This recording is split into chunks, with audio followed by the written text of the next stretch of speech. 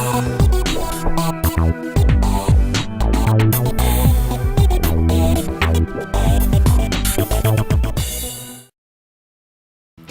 à tous, aujourd'hui on va vous présenter une expérience assez futuriste, la transmission d'énergie sans fil. On va essayer d'alimenter des appareils du quotidien, mais en se libérant du câble d'alimentation. On va commencer par vous présenter notre système avec une transmission à haute puissance, puis on va essayer notre tapis magique. Par la suite, on va élargir la transmission à l'échelle d'une pièce entière. On finira bien sûr par vous expliquer comment tout ça fonctionne, il y a aussi un schéma à la toute fin de la vidéo.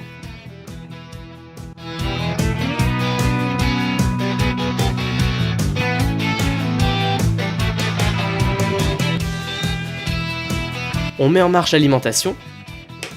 Notre petit système relié à cette bobine produit un puissant champ magnétique variable.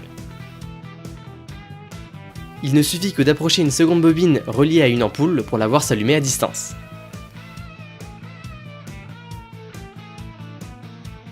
Bien évidemment, plus on s'approche de la bobine émettrice, plus l'ampoule s'allume fort. L'ampoule à incandescence brille encore lorsque les bobines sont espacées de 50 cm. À titre comparatif, dans les mêmes conditions que notre précédente tentative, on transmet 50 fois plus d'énergie et on en consomme moins sur secteur. Ce qui nous permet d'optimiser à ce point l'efficacité, c'est la résonance entre les deux bobines. C'est pour ça que chacune d'entre elles est reliée à un condensateur. Rendez-vous à la partie explicative pour en savoir plus. Un autre essai avec une ampoule 12 volts 21 watts. Dans ces conditions, le rendement dépasse 50% à une distance de 10 cm.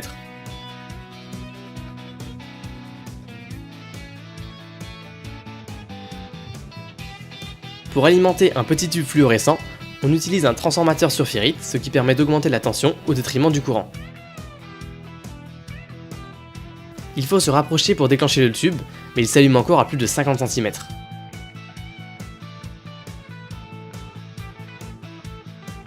Plus étonnant encore, on va faire décoller ce micro-hélicoptère simplement à partir de l'énergie qu'il reçoit par sa bobine. Il faut malheureusement le stabiliser avec des ficelles, mais on sent bien que ce n'est pas la puissance qu'il manque.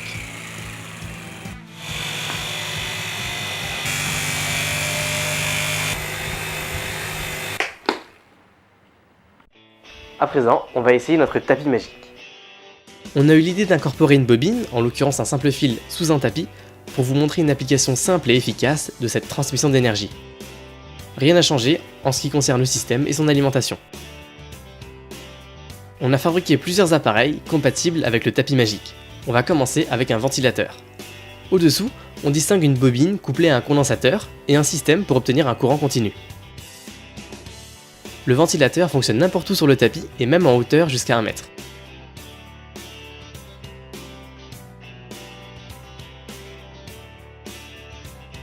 C'est agréable parce que vraiment il fait chaud aujourd'hui. On continue avec cette lampe à tube fluorescent. Comme précédemment, il faut un transformateur pour obtenir une tension compatible. La lampe s'allume partout sur le tapis, mais mieux vaut l'essayer dans un endroit un peu plus sombre. On voit qu'elle éclaire quand même pas mal.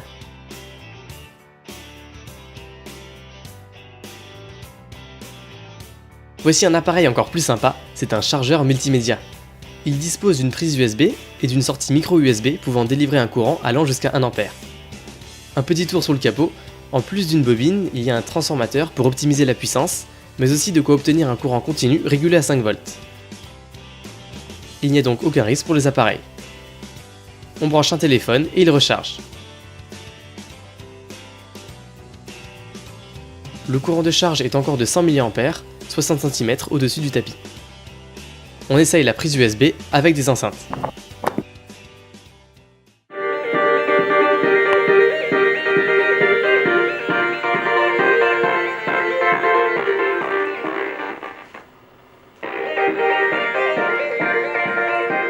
Tiens, si on en profitait pour charger le téléphone en même temps.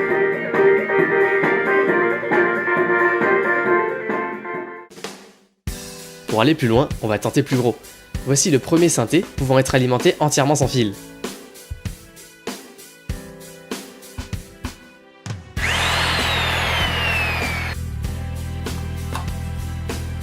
L'avantage, c'est qu'on a pu y glisser une bobine de surface plus grande, qui peut donc recevoir plus d'énergie en provenance du tapis. Les composants du récepteur sont les mêmes que pour le chargeur multimédia, à la différence que la tension est régulée à 12 volts.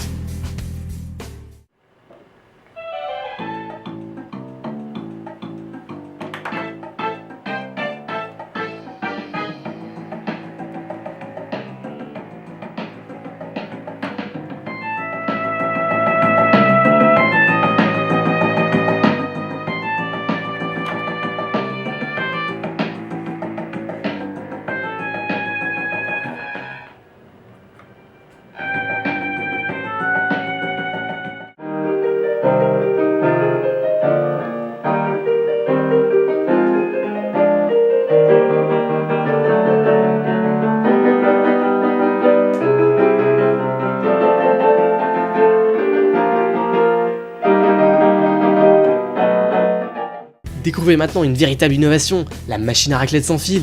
C'est génial! Non, plus sérieusement, vous vous demandez peut-être si on peut alimenter plusieurs appareils en même temps? Eh bien oui, il n'y a aucun souci.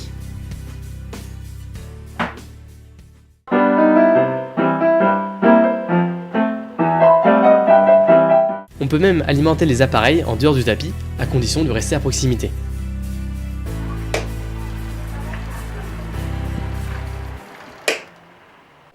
Maintenant, on va transmettre de l'énergie sans fil à l'échelle d'une chambre entière. On a décidé d'agrandir encore la taille de la bobine émettrice. Elle recouvre une chambre entière puisqu'on l'a installée sous les plaintes. Une fois de plus, il n'y a aucun changement au niveau du système électronique. Un premier essai avec une ampoule secteur à LED. Avec une bobine suffisamment grande et une résonance parfaitement adaptée, elle peut s'allumer dans toute la chambre. On a aussi cherché la plus petite surface permettant d'allumer une LED dans toute la chambre.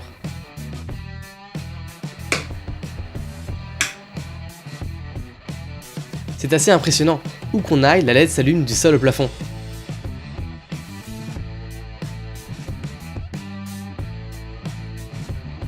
Mais c'est pas tout, elle s'allume encore dans les pièces voisines et à l'étage au-dessous. Maintenant, on va vous expliquer comment tout ça fonctionne. Vous imaginez bien que le courant qui circule à travers nos bobines est particulier. Normalement, en reliant un fil à une batterie, on ne crée rien d'autre qu'un beau court-circuit. C'est là que notre système électronique intervient. Il transforme le courant continu de l'alimentation 24 volts en un courant sinusoïdal d'une fréquence qui avoisine 100 kHz. Mais pourquoi donc? Eh bien, parce que seul un fil traversé par un courant électrique variable produit un flux magnétique variable. Et ce sont ces variations de flux qui permettent de transmettre de l'énergie. De la même façon, une seconde bobine qui reçoit ce flux peut le convertir à nouveau en électricité. Pour mieux comprendre cette forme d'énergie un peu mystérieuse, on peut faire une analogie avec la lumière qui est une onde électromagnétique. On peut très bien convertir de l'électricité en lumière avec une ampoule, puis la lumière en électricité avec un panneau solaire. Le fait de se servir d'un flux magnétique comme vecteur d'énergie n'est pas nouveau. C'est aussi comme ça que fonctionne un transformateur. Ils utilisent un noyau solide qui guide le flux magnétique de la première bobine vers la seconde. C'est très important, car si une partie du flux magnétique ne traverse pas la seconde bobine, il n'est pas transmis, ce qui a des grosses répercussions sur le rendement. Dans le cas de la transmission d'énergie sans fil, le but est justement de se passer du noyau solide. On ne peut donc pas récupérer la totalité du flux émis, surtout quand la distance entre les bobines est importante. On transmet donc très peu d'énergie et on en consomme beaucoup. Heureusement, il existe un moyen de pallier le problème. On utilise la résonance. Il faut savoir qu'un condensateur et une bobine reliés ensemble sont capables de s'échanger de l'énergie. Un condensateur se décharge dans une bobine qui produit un champ magnétique à proximité. Une fois le condensateur déchargé, le champ magnétique qui entoure la bobine s'effondre, ce qui produit à nouveau un courant électrique qui recharge le condensateur et termine la boucle. C'est très bien la résonance, le petit condensateur et la bobine s'échangent de l'énergie, mais en quoi ça nous aide à en capter plus? C'est une question d'investissement. En clair, lorsqu'il n'y a pas de résonance, la bobine se comporte comme une grosse résistance et refuse de laisser passer beaucoup de courant. A l'inverse, quand il y a résonance, une partie de l'énergie obtenue précédemment est présente dans le circuit. On s'intéresse au moment où le condensateur est chargé au maximum. Quand il se vide dans la bobine, sa tension élevée force un courant important à circuler dans celle-ci, parce qu'en électricité, plus il y a de tension, plus il y a de courant qui peut circuler.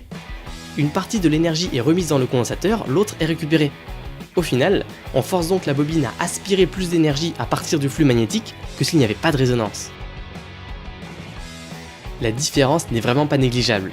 Sans résonance, l'ampoule s'allume à peine. Avec résonance, elle est à la limite de griller, il y a au moins un facteur 50.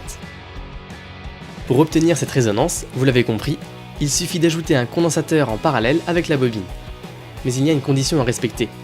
Il faut que la fréquence de résonance du circuit soit la même que la fréquence du système émetteur, dans notre cas 100 kHz.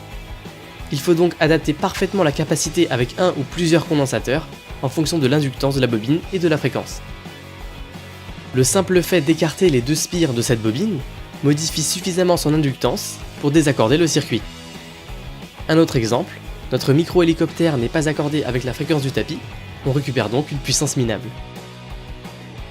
Au niveau du système émetteur, le montage est capable d'entretenir une résonance entre la bobine et le condensateur. C'est une façon simple d'obtenir un courant sinusoïdal d'une fréquence qu'il faut accorder avec les récepteurs. En ce qui concerne le rendement, il n'est globalement pas très bon. Par contre, sur quelques centimètres et avec des bobines de même taille, on peut dépasser les 80%. Le problème, c'est que quand on double la distance entre les deux bobines, on reçoit 4 fois moins d'énergie, et quand la distance dépasse le diamètre de la bobine émettrice, le rendement n'est déjà plus très intéressant. Pour y remédier, on utilise une géométrie différente dans notre tapis magique. En effet, les appareils se trouvent à l'intérieur de l'émetteur. Or, quand on s'éloigne d'un bord de la bobine, on se rapproche d'un autre. Au final, la décroissance jusqu'au centre du tapis est beaucoup plus lente, quasiment linéaire, ce qui est nettement mieux. Le tapis consomme 2 A à vide et sa consommation augmente quand on ajoute des appareils pour monter jusqu'à 3 A.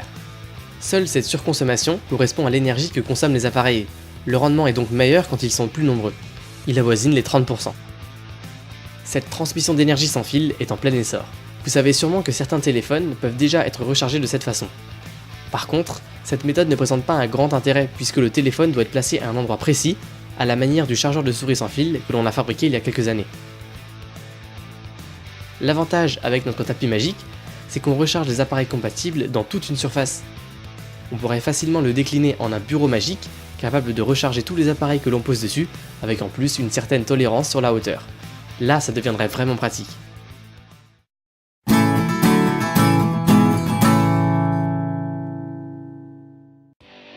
En bonus, on va vous parler d'un projet qu'on a essayé de faire mais qui s'est terminé par un échec. Et oui, on vous présente toujours des projets qui fonctionnent très bien, mais à chaque fois, il nous faut des mois pour les mettre au point. On voulait ajouter un autre appareil à notre tapis magique, un ordinateur. Comme pour le synthé, on voulait que tout soit intégré à l'intérieur de l'ordi, ce qu'on ne pouvait pas faire pour un téléphone. On l'a donc démonté entièrement à plusieurs reprises, pour y ajouter une bobine et des fils reliés intérieurement à la carte mère. Les autres composants devaient tenir dans une loge à disque dur.